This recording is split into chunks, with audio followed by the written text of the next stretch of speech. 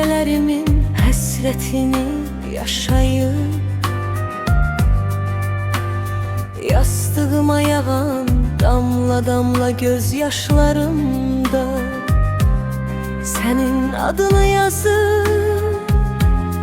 Gecelerin adı yok, gecelerin karanlık.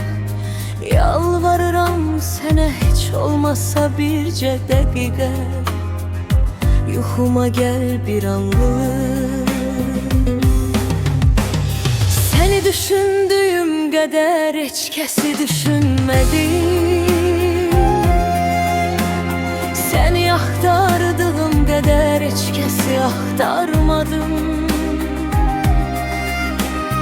Sənə vurulduğum qədər heç vaxt aşiq olmadım.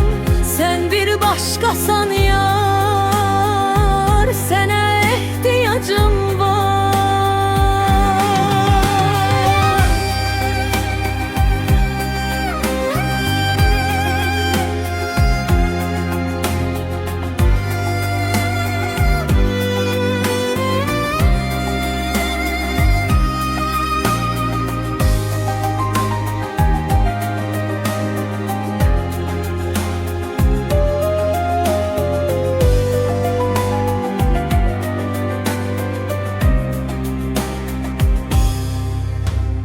Yağışın nəğməsini duya bilən ürəklər,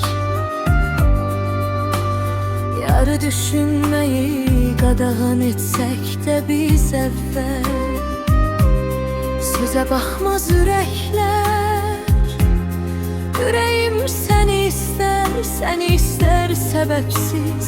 Yalvarıram sənə heç olmasa yuxulamda, yanıma gel xəbərsiz. Səni düşündüyüm qədər heç kəsi düşünmədim. Səni axtardığım qədər heç kəsi axtarmadım. Sənə vurulduğum qədər heç vaxt aşiq olmadım. Sən bir başqasan yar, sənə ehtiyacım var. Səni düşündüyüm qədər heç kəsi düşünmədim. Səni axtardığım qədər heç kəsi axtarmadım. Sənə vurulduğum qədər heç vaxt aşiq olmadım. Sən bir başqasan